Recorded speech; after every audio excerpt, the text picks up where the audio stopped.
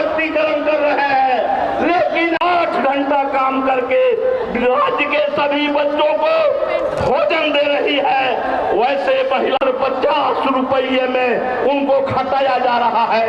यह शर्म आनी चाहिए कि महंगाई असमानत है। इसलिए मैं इस मंच से सरकार को कहना चाहता हूं कि रसोइया को सम्मानजनक वेतनमान देने का काम करिए, अन्यथा ये भी आपके खिलाफ एक आंदोलन का रास्ता। मरीजों को इलाज कर रही थी, इंजेक्शन लगा रही थी, उस समय में जब घर अन्याय नहीं है तो और न्याय कहाँ है। इसलिए मैं सरकार से कहना चाह रहा हूं, अपराधियों को गिरफ्तार नहीं कर पाती है, लेकिन उन फुटपाथी दुकानदारों को उजाड़ने के लिए रोक लगनी चाहिए और के साथ उनको जगह देनी चाहिए। मैं आपसे ये कहना चाहता हूँ, मैं कहना चाहता हूँ कि आप सिवान सूत्रा मिल के मजदूरों को आपने करोड़ों रुपया बकाया रखे हैं और तरह तरह से उसको लटका करके और अभी तक उन मजदूरों को बकाया मजदूरी आपने नहीं दिया। उनका ऐसे लोग हैं जिनको एक भूख सही जमीन नहीं है, वो कहते हैं उसके नीचे की जमीन उनकी नहीं है। और सरकार केंद्रीय नारा है, वही संदेश है, लोकतंत्र बचाओ देश बचाओ। और इस रैली में लोगों की ये जो विशाल उपस्थिति है, इससे आपको एक बात साफ है कि लोगों को बिल्कुल ये लग रहा है कि ये समय की मांग है। और बिहार में लोग अगर जगह रहते हैं, इतनी बड़ी रैली होती है, तो देश में अच्छा संदेश आता है। 74 में बिहार में आंदोलन छिड़ा था और 77 में इमरजेंसी से देश को छुटकारा मिला था।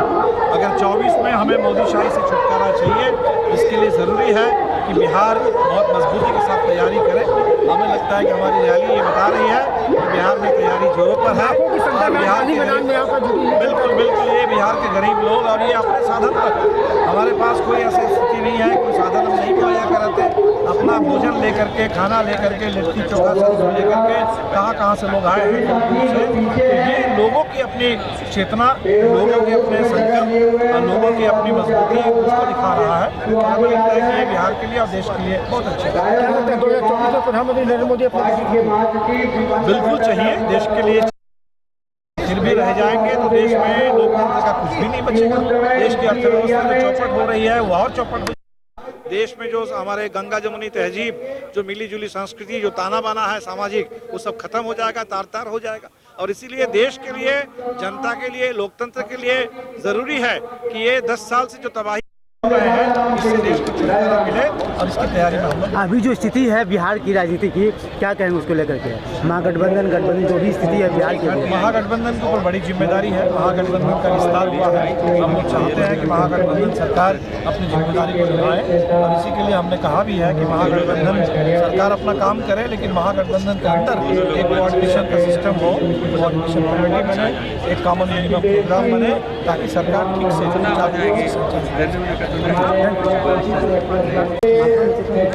देश को पीछने का मुहिम चलाया है, कॉर्पोरेट घराने की दलाली की है, वो लोकतंत्र की हत्या करना चाहते हैं और जुडिशियरी को भी वो बख्शना नहीं चाहते। ऐसी हालत में हमने बिहार में कामयाबी हासिल की है। बिहार विधानसभा में हमने एनडीए गठबंधन को करारी चोट मारी है और भाजपा की छाती में बुलडोजर हम पे चला दिया। और माननीय मुख्यमंत्री को ये समझाने में हमने कामयाबी हासिल की कि सर, जनता के साथ एकजुटता आपकी जरूरी है, और उन्होंने इस अहम सवाल को समझा। और अभी महागठबंधन की सरकार है और इस महागठबंधन की सरकार में हमने मुहिम चलाया है। बिहार में तो हम कामयाब हो चुके हैं, जनता के बीच हम जा रहे हैं और पूरे देश में महागठबंधन बनाने के लिए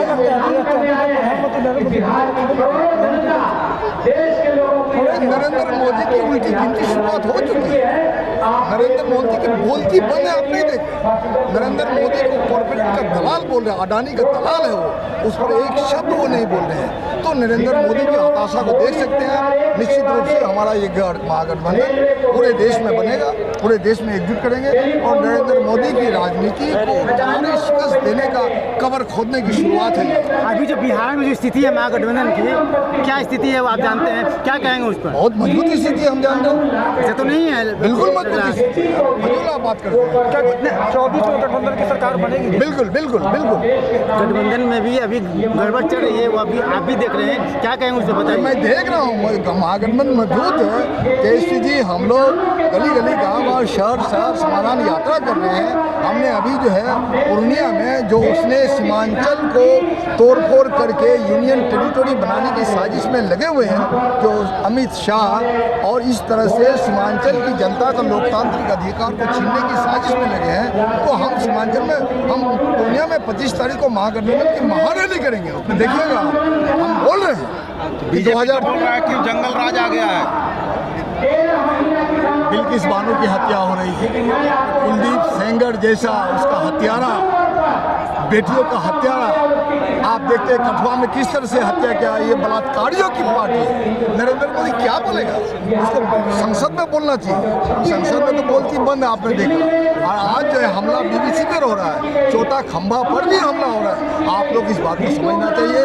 हम लोग आपका संवैधानिक रक्षा के लिए तत्पर है। सिवान में माझी में ऐसा कांड हो जाता है जिससे पूरा देश प्रभावित हो जाता है, इस पर क्या कहते हैं? अभी तो महागठबंधन की सरकार है, तो महागठबंधन की अभी सरकार है बिहार में, उस पर घूम रहे हैं। हम शासन को नियंत्रित करने के लिए जो समाधान यात्रा में निकले हैं माननीय मुख्यमंत्री नीतीश कुमार जी, उसका सबसे बड़ा समाधान का ये असर है कि हमारी सरकार जो बदल गई है, लेकिन भाजपा मानसिकता के जो पदाधिकारी है उनका दिमाग नहीं बदला है।